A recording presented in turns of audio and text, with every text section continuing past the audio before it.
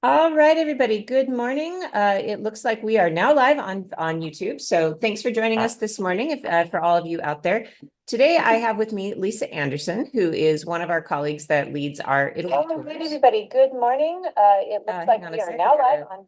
Gotta turn that sound down. Okay. We're having technical What we're going to difficulties. be doing today is we're going to be sharing our Puglia tour. And for those of you that are interested in touring with us, you'll be able to see a little bit of what we do. But for those of you that are actually just interested in a little virtual travel, today we're going to take you to Italy. So I think Puglia is one of the most interesting regions that nobody's ever heard of. So I think that's what we're going to talk about a little bit today. Lisa, what do you like about Puglia?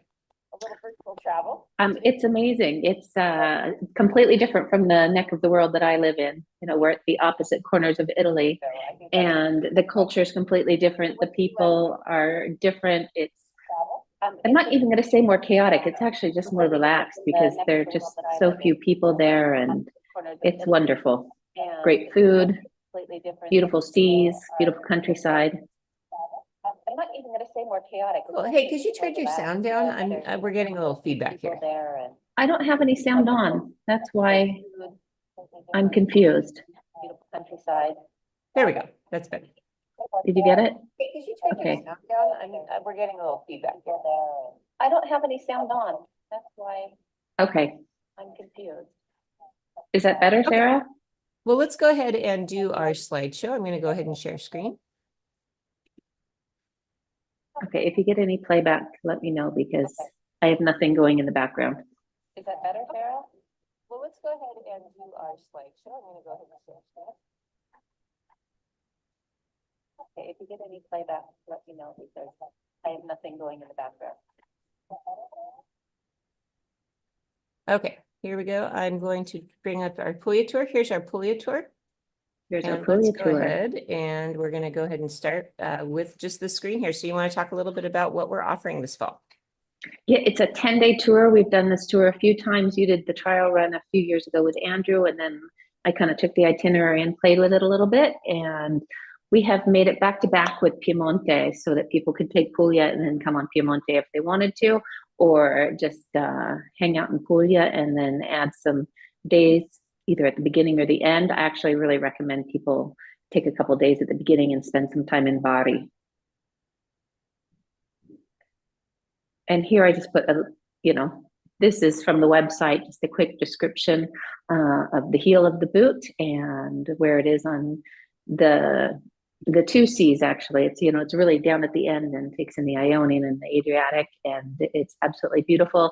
And the experiences we do on this particular tour are so much fun because we stay in Matera in the Sassi in the caves, and we go to Alberobello and stay in the truly these cone-shaped structures that you're going to see up in a minute. And then we stay in a masseria and in the beautiful town of Lecce, which is known as the Florence of the South. And so there's just a little bit of, there's a map of Italy. The blue dot on the top underneath or above Monaco is where I actually am right now. And then you can see we're literally at opposite ends of the country in Puglia. And I actually have family that came from that neck of the woods. Okay, I was going to talk first about the hotels. And like I said, we stay in some really special places. So this is our cave hotel in the Sassi in Matera. And you can see how it's literally dug into the rocks. But if you look at the picture on the top left, you see how it's been dug into the rocks, but then built on. And there's a tough quarry, this tufa stone, that has been used for years to carve the stones that are used for facades out. And Matera, you can't see from that particular picture, but it builds one on top of the other, and they're just paths all over the place. It's a great place to get lost. It's so much fun. And here we are in Alberobello, where we stay in the Trulli. And Alberobello too there are little wider streets. That one looks narrow, especially from that angle, but the Trulli are these sort of conical structures, and they have a double shell, and they were meant to be able to be taken down theoretically. I don't know how that ever worked, and I don't think it was ever really done, but they're really well insulated, and whole families lived inside of one cone or two cones of these Trulli. And now these hotels are just spread out among the streets, so they're really fun to wander about in. And you can see that some of our apartments even have, they are literally apartments and have kitchens in them, although we will not be cooking there.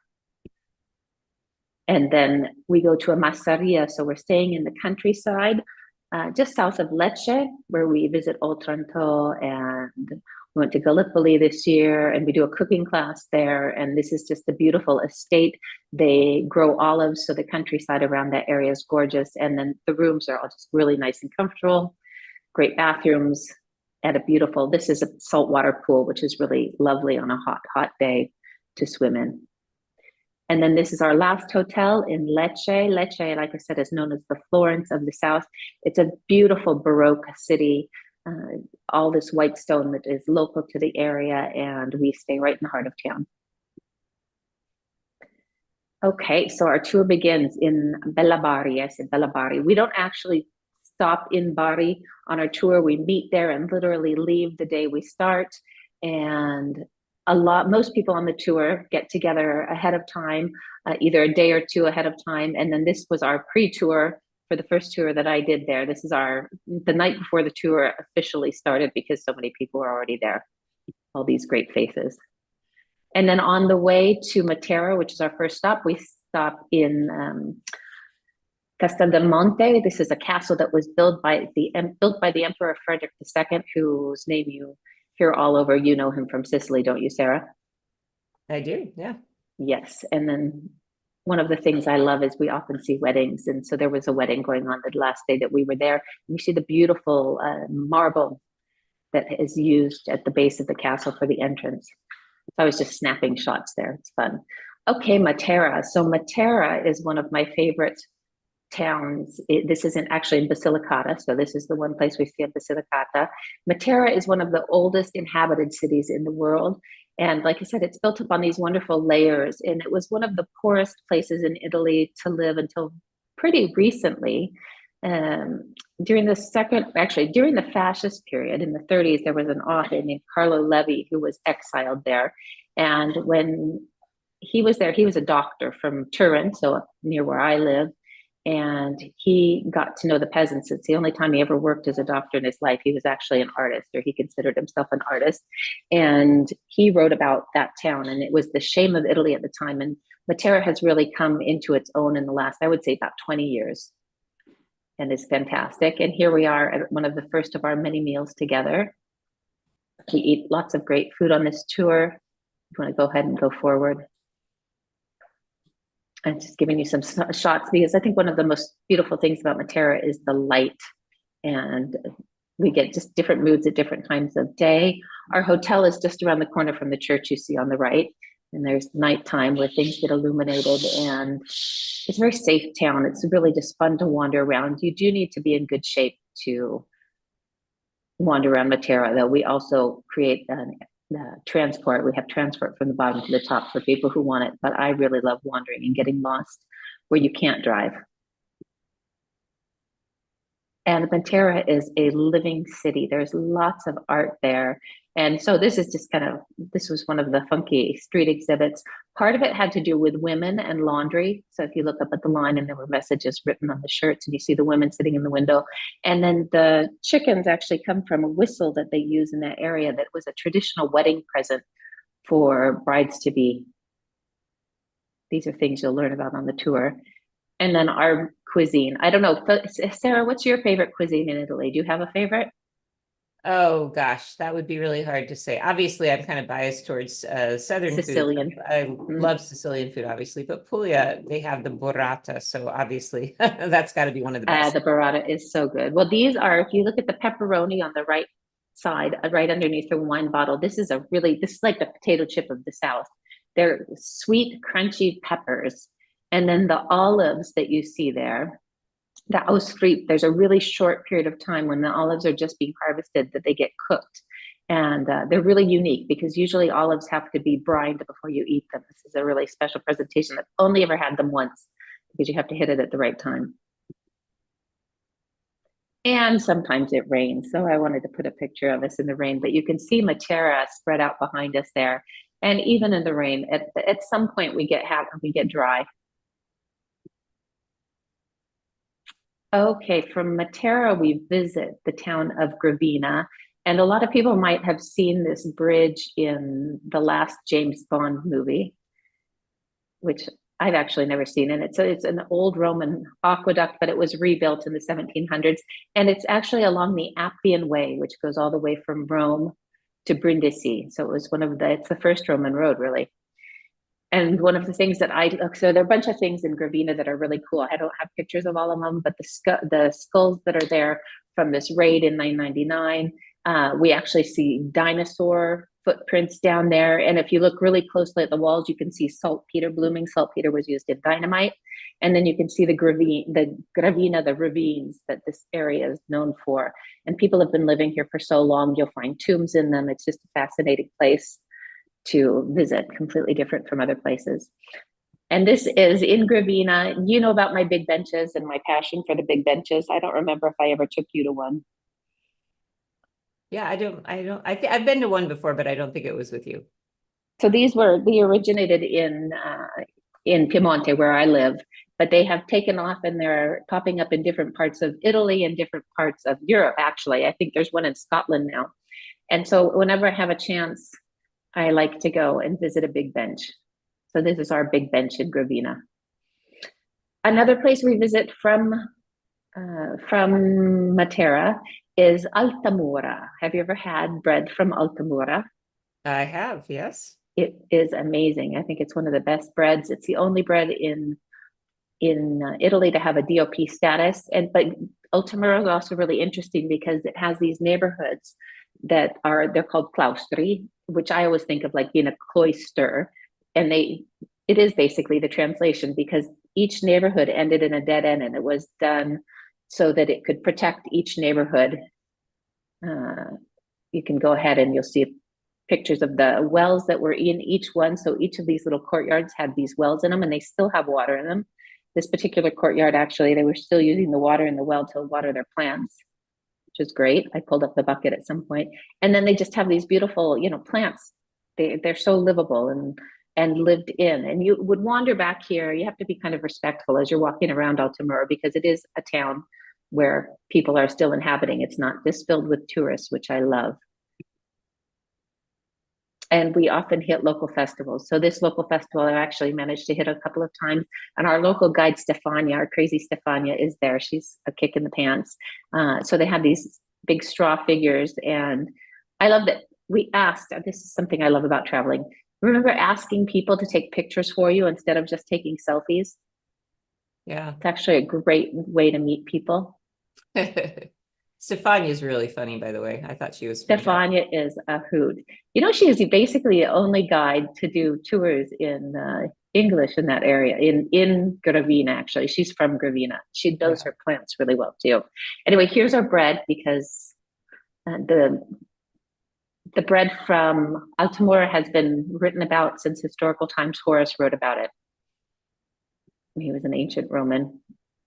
And then the churches, there's a lot of Baroque art there, but there's a combination of things that go from the medieval period and then were redecorated, revamped, and are really over the top. The Southern Italians love their Baroque. And this annual festival that we managed to hit this last time we were there, Federicus, which is after Frederick II. I think Frederick II was probably from the born in Sicily, he made one of the biggest impacts on southern Italy. Wouldn't you agree? In the 1200s. Yeah, he was probably one of the most important Holy Roman emperors in history of any of them, actually. In history, exactly. Both for distributing language and whatnot. And wine. Of course, we can't do any tour of Italy without some good wine. And Puglia is special because it's very dry. It's a giant agricultural area. It's the biggest wheat producing area in Italy, also the biggest olive oil producing area. And they have some great wines. The wine we know as Zinfandel in the States is probably, they think, the Primitivo grape that came from this neck of the country. And it's the dirt that makes it so important. And if you move forward, you're going to see this cantina that has been dug into the rocks. You can see how far underground we are there. And you can't see on the wall, but where we are, but in the group picture behind us, there are actually some roots coming down, and it just gives you an idea of how far underground the grapes dig to find water so that they don't have to be watered in a really, drought driven area in the past and today.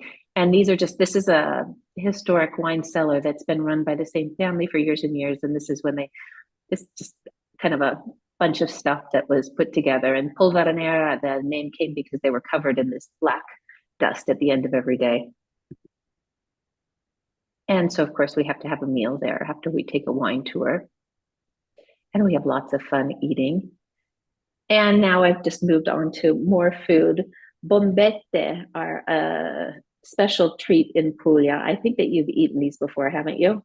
I have. And do you like them? Yeah, they're delicious. Kind of It's a as close calorie to street bomb. food as you get. Yeah, exactly. Well, some places will even have like a barbecue outside that they can do them. But I hear they're fresh pork and cheese. They can be a bunch of different meats stuffed with various things, but they're just so delicious. And you can just grab a plate with, one, two, three, however many you want. And this is a lovely place in Alberobello that I really like for their bombette. And there are so these truly are really special. Okay. And moving on, we're in Monopoly. So Monopoly along the sea, I always think of the board game, but it's spelled differently. And there are always these fishermen. And so it's an old fishing port. And these guys are literally working on the nets by hand, the old fashioned way. And then this mermaid I love because it's contrast between the modern and traditions. And so this mermaid was designed by a bunch of art school students, and they got permission to put it out in the city, but it caused this big uproar because everybody thought that this little mermaid was way too voluptuous. I like her. Here we are. Okay, back in Alberobello. I can see that I didn't flip through my slides very well. Anyway, there's some great viewpoints of the city that we've gone to. Okay, and so once we've left Alberobello and we visit various things, and when you're looking at our itinerary, sometimes we reorganize the days. So the Scavi di Ignazio, this is one of my favorite spots that I got to pick when I was doing some research down there. I love archaeological sites and the history. I mean, people have been living in Puglia for 25,000+ years. This particular site goes back to 7,000 BC. And here we are on a little piece of the Via Traiana, which, as I say there, it's an offshoot of the Appian Way that was a shortcut to get down to Brindisi. And this site has ancient tombs in a couple of different styles. It has old Roman ruins. It had a Greek period, of course, and you can keep moving if you want to. It's got a fantastic museum. Here you get a clearer road, a clearer picture of this road that runs right through the center of the archaeological site, but it just goes, goes from one town to another, all the way down to Brindisi in this case. And then I take pictures of things sometimes so that I remember what they are. So the picture before was actually a picture of the bath complex, because as a Roman city, it had bath complex, and these are the pipes, as you can see along the side, which would have brought steam into to the caldarium. And going back to weather, because some days we have great weather and some days we don't. On this particular day, we were supposed to take a boat ride, but you can't see there. It looks beautiful, doesn't it? Except it was so windy. And so we ended up having lunch instead of a boat ride. And if you go on, you'll see different options for the day. And this is my bus driver on the phone. Have you met Francesco? Yeah, he's driven. Yes. He's great. Yeah, I love Francesco. Anyway, looking down the coast, it's a very rugged coastline. There are some places that have some nice sandy beaches, but you usually have to go a little bit further south or a little bit further north. And we go to Polignano al Mare. So when we have a chance, we go for a boat ride and we get to see this from the sea. But I love the contrast here of the old city, and then you have the tall bridge where most people are standing, which is a modern bridge, a modern road where cars still pass. And then down below you actually have an old Roman road. Again, it's the Via Traiano that goes through there. So pretty well preserved after 2,000 years. And the city is just built on top of the rocks. It is absolutely amazing to see. And of course, we have to listen to Volare, which is one of the songs that everybody knows as we're on the boat enjoying the views. It was a super fun day. And you can see our groups are great. I love all these people here. Then we go up to Ostuni, which gives you great views of the sea in the background. And we drive through millennia's old olive groves on the way there. So Ostuni, you see some of the sharp corners, and it's got some really funky turns in it, you know, as it works its way up the hill here. And then on the right, you're actually looking from one of the olive groves down below up at the town. So it is a hill town. And then do you see the size of that olive tree? These trees are about 1,000 years old. They're absolutely amazing. And cooking. I love to cook. We're going to make pasta in a couple of days at home. Some of the shapes in Puglia are really, really hard to make. So here we're getting our dough together, and then we learn to make 3 different shapes. These are sagnan culate. I can't say them properly. That's the word in dialect. That have these wonderful iron rods. So everything got cut, you know, basically all the the pasta dough got cut out into the same sort of basic shape to make the orecchiette and these sagna culate. And these get rolled around this metal tube. They were super fun to make. We had a really hard time making them well. And here, of course, orecchiette, which I think most people know, orecchiette, and meatballs, polpette. So we always think about spaghetti and meatballs in America, but the Italians usually eat them separately. They eat their spaghetti and then they eat their meatballs as a secondo. But here we are just whipping things together. And more pasta. Okay, and then cheese, because cheese is such an important part of the culture. And as you said earlier, they have great burrata cheese, which I absolutely love. And so we go to this cheese farm, Masseria Cinque Santi. They have some award-winning cheeses, and Lena, who you saw in the picture before, along with our group, is the owner. She is the 3rd generation, I think, at this farm, and she loves her animals, which we get to go and meet as we're going through here. Go ahead, and we're looking at different pecorino cheeses there. Sorry, Are we blocked? I jumped off somehow. Let me see where I zoom at. I'm sorry, you guys. Oh, good. I'm glad they let you know. See, I can only see the slideshow and a blocked picture of you, your screensaver. Oh, okay. I can see nothing else. Okay. So let me go back to the slideshow.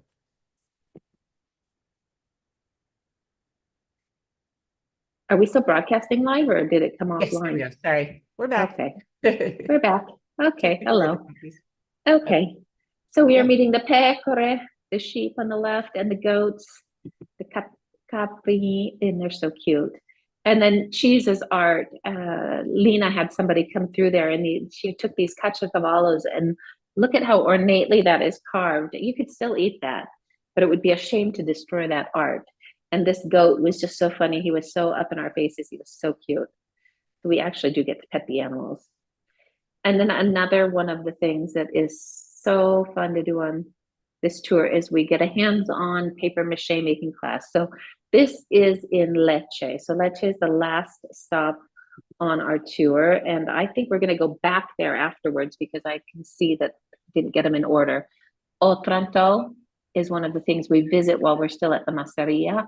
Otranto is absolutely stunning. This is my favorite church there. That is a Byzantine church that was built in the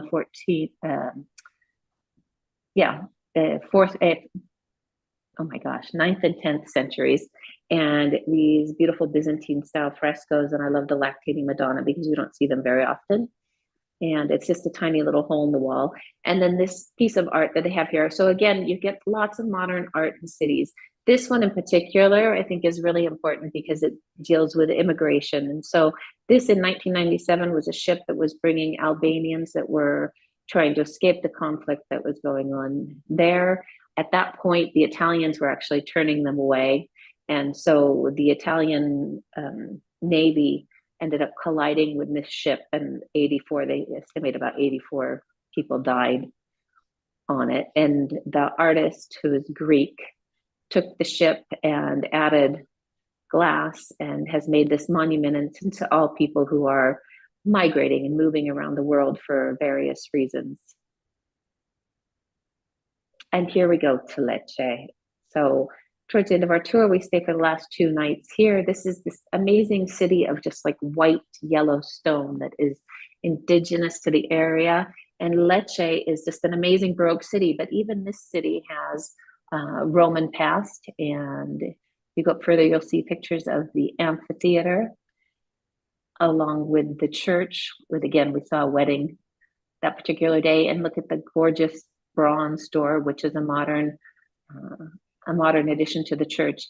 One of the things I love about Italy in general is how art continues to evolve. What survived the old and became the antique, and then we add the new to it. And then this is something that I stumbled into one day when I was doing research. Claudia and Giuseppe do paper mache. They've been doing it for years, and there are lots of paper mache artists in Lecce, but we get to go in and do a hands-on, learn how to make the sculptures, whoever wants to. Nobody's obligated to do it, but it's really interesting because it really is teamwork by the set of brothers, and they make things from the very small that you see here to full-size paper mache sculptures that are used in parades, processions through town, the religious statues that you often see, that I've always said, oh my God, that must be so heavy. But they're paper mache, they are so light, but they look like stone. They look amazing.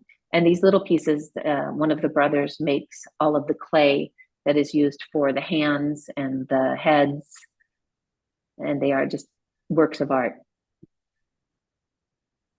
This is just some different pictures, so you can see how they're made with the straw on the inside.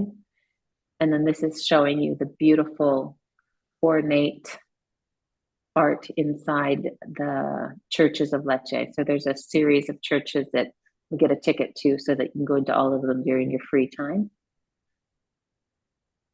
And then there's more food. This is our last meal a couple of years ago. All laid out. It was wonderful. Our chefs and dessert. They're making you hungry. And then, of course, many of the things that you have to do is try things along the way, right? So these are my 2 favorite pastries. So one of them we get at the beginning of the tour in Matera and Gravina. They're called the Tette della Monica, which means, do you know what it means? It means the boobs of the nuns. Exactly. Literally, the nuns' tits. Tette are tits, to be vulgar in Italian. I know that's politically incorrect for us. And then pasticciotto. Do you have a favorite pasticciotto flavor? I like almond, actually. You like almond? Okay, my favorite is the crema and the amarena, so the cherry and cream. But these are just delicious. So we eat our way through the country. And of course, the Italians take their wine. This was another sort of a modern twist. Super fun. This guy was chilling off our glasses for the white wine. And there we were just really being goofy because you've got to. That was a silent scream. We were not making any noise. And salute, that's the end. That was the quickest slideshow ever. Sarah, how was that 70 slides? Well, it goes by really, really quick usually. It goes by really quick. Holy cow. Okay, now I can see you. So I hope that this has been very interesting to you guys, even if you are not traveling, a little bit of armchair travel to kind of see what Puglia is about. So if you think about Italy as a boot, Puglia is the heel of the boot, the high heel of the boot. And I have spent a bunch of time down there. I took my kids down there, and then I did a tour down there a while back. I think it's one of the most interesting areas, and it's particularly interesting for this year and next year because tourism is getting a little busy. People that are going to Florence, Rome, and Venice, they're finding huge crowds. But Italy's a big country. There's plenty to see. You don't have to go to Rome. You don't have to go to Florence. You don't have to go to Venice. You can easily find places. I mean, Puglia, you can spend, obviously, we're spending, week and a half? 10 days. 10 days, yeah, which is a lot of time, and you will never see the same thing twice. That's what I think is really interesting about Puglia, and the little bit of Basilicata we do is that you get a ton of variety that you don't even realize exists. I mean, Italy is just such an interesting place that way. And that's why I've dedicated my career to it, is that it's endlessly interesting, don't you think? It is. There's so many things to do, and there are so many corners of this country that are not being overrun.